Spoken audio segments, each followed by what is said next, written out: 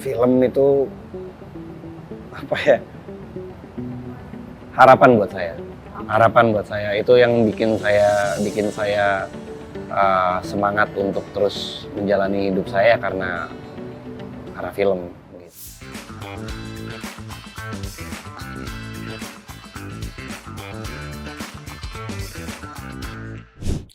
Halo Sobat Tempo, kembali lagi di Adapa hari ini dan kita hari ini akan berbincang-bincang dengan sutradara Chris Budiman. Halo Mas Chris. Halo.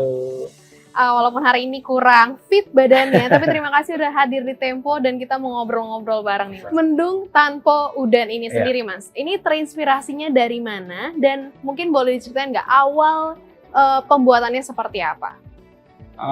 Kalau ditanya inspirasinya dari mana secara filmnya ya? Yes. Pasti dari lagu, karena memang IP-nya dari lagu Mendung Tanpa Udan yang viral tahun 2021. Nah terus akhirnya di tahun 2022 akhirnya kita ngobrol sama pemilik IP dari PH sama saya untuk mencoba untuk difilmkan. Ya udah dari situ akhirnya saya coba kembangin tuh dari lirik lagu itu gitu, sama penulis saya. Cuma dari pemilik EP juga bilang kalau ternyata ini tuh ada novelnya, malah kita nggak tahu kan. Akhirnya udah kita ngambil tokoh-tokoh karakter itu dari novel akhirnya gitu lah, kurang lebih gitu. Prosesnya lumayan panjang ya, dari mulai kita deal dengan lagu Mendung Tanpa Udan itu sampai akhirnya rilis itu kurang lebih 2 tahun. 2 tahun? 2 tahun, ya. Kita ngobrolin untuk sepakat bikin itu di tahun 2022, awal apa pertengahan gitu. Terus kita sekarang rilis di tahun 2024. Nah, Mas Chris, ingin mengenal Mas Chris lebih dalam lagi nih. Mas Chris ini kan ini film perdana, baru memulai membuat film saat ini. Nah, sebelumnya menjadi content creator, membuat video-video music gitu. Nah, ini sampai akhirnya bisa di titik ini seperti apa perjalanannya, Mas? Perjalanannya, jadi buat film itu salah satu mimpi saya dari lama sebenarnya, dari 2010, dan akhirnya di 2024 ini akhirnya bisa tercapai. Itu sangat luar biasa sekali. Tapi semuanya itu aku dapetin nggak mudah ya, maksudnya udah bertahun-tahun juga. Karena dulu tuh aku cuma kru biasa sebenarnya. Awalnya sebelum menjadi content creator tuh aku kru film. Kru film tapi untuk iklan. Tepatnya di tahun 2008 pertama kali aku nyemplung. 2008 terus sampai akhirnya mulai terus menekuni di situ, jadi kru. Sampai 2012.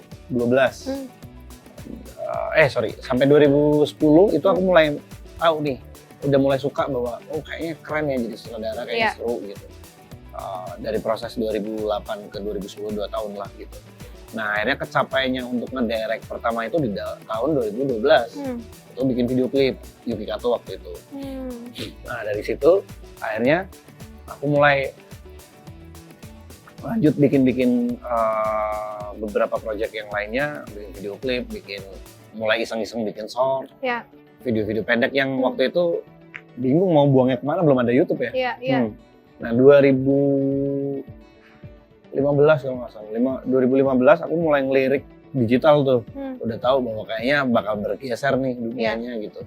Udah aku ke situ, aku mulai tuh konten-konten kayak pansos sana sini lah, ikut-ikut bantuin teman-teman konten kreator dulu sama Ricis, sama Atta gitu, terus ada Mail juga, terus ada Bacu. Nah banyak lah beberapa konten kreator yang sekarang udah besar ya. Cuma bedanya adalah aku tuh sebenarnya konten kreator itu bukan tujuan akhir sebenarnya film. Itu tuh cuma tools konten kreator itu. Jadi aku batu loncatan ya, karena kalau misalkan aku pada tahun itu ya, aku belum menjadi konten kreator terus aku ngajuin diri, siapa yang mau ngasih kesempatan aku untuk menjadi sutradara? Nggak punya value lain kan, nggak punya nilai jual gitu. Makanya gimana caranya biar orang itu mempertimbangkan aku? Akhirnya aku bikinlah menjadi konten kreator itu dengan bikin showreel, dengan mengasah skill juga, terus juga ya menambah value dengan aku punya followers gitu kan. circleku juga bagus, aku punya banyak relasi teman-teman yang oke. Nah itu menjadi salah satu pertimbangan juga akhirnya PH yang sekarang Nan Entertainment itu memberi kesempatan ke saya gitu. Jadi ya ternyata salah satu strategi planku tuh works juga. Works ya.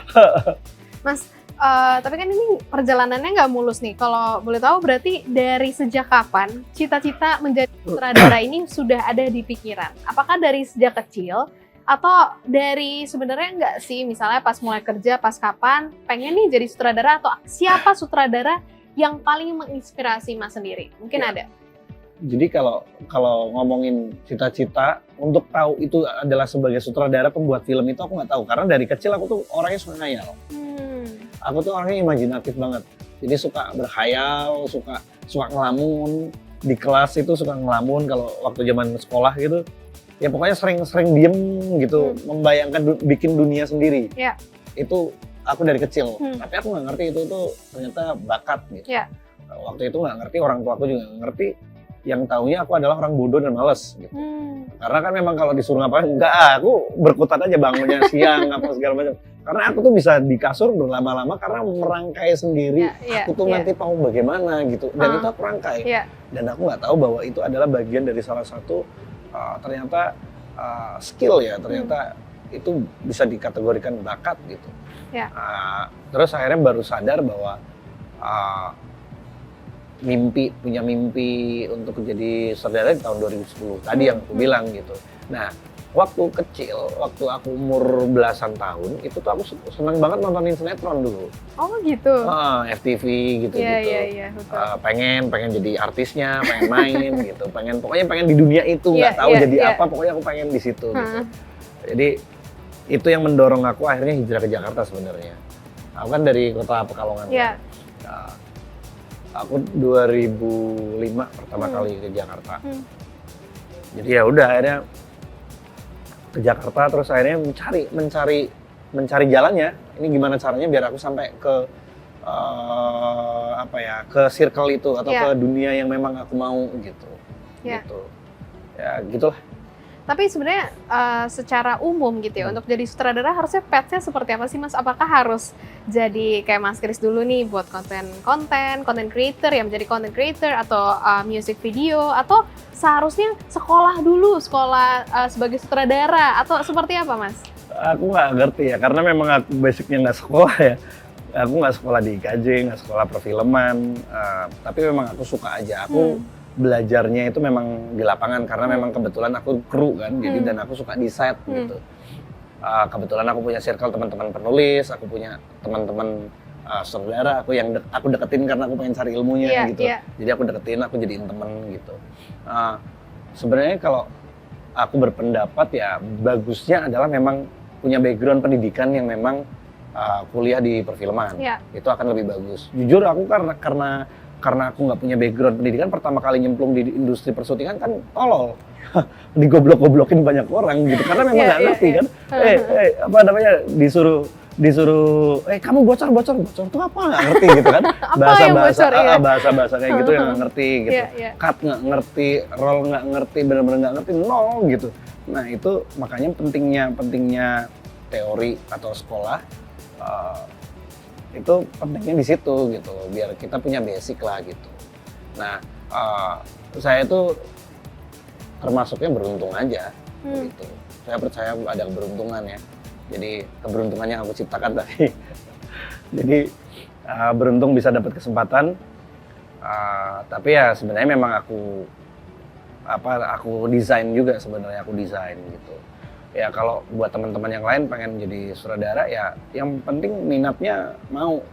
Minatnya memang ada, mau belajar kan menurutku kalau bisa ya kuliah memang sesuai jurusannya. Kalau misalkan nggak punya biaya, keterbatasan segala macam, sekarang kan zamannya canggih ya. Bisa mulai dari nonton YouTube, baca buku. Dulu aku juga gitu kan. Dan prakteknya sekarang juga dipermudah gitu. Sekarang kamera pakai handphone juga bisa gitu. Ya kita asah skill dimanapun. Nah, Mas ini setelah mendapat apa yang diimpikan menjadi sutradara dari film Mendung Tanpa Udan ini sendiri, apakah sesuai bayangan atau malah, aduh ternyata mimpi ini setelah jadi kenyataan tak sesuai harapan atau bayangan sendiri? Apa ya?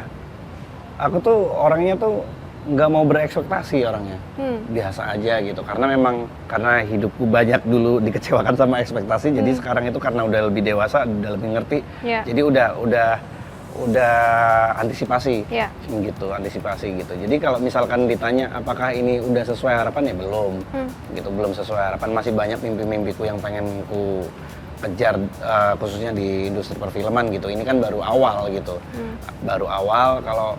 Kalau lihat hasilnya bagaimana gitu ya, apakah sesuai atau tidak, ya masih belum gitu. Dan aku sih biasa aja gitu. Ini memang bagian dari proses gitu, karena memang hidup adalah proses, ya berarti aku nikmatin aja. Berarti gitu. kedepannya nih mau buat film apa nih mimpinya? Aku belum bisa sebutin, sebenarnya ada, tapi aku belum bisa sebutin judulnya. Masih di develop. Mudah-mudahan tahun ini bisa segera lah. Genrenya sama? Genrenya sama. Cuma bedanya ini nggak jadi kebocorin. Enggak jadi dibocorin. Oke. Nah, tapi boleh kasih satu penjelasan atau kalimat tentang film sendiri di benak Mas tuh apa sih? Menurut Mas film tuh apa? Bagi diri Mas sendiri. Film apa ya? Film tuh adalah cerminan dari kehidupan.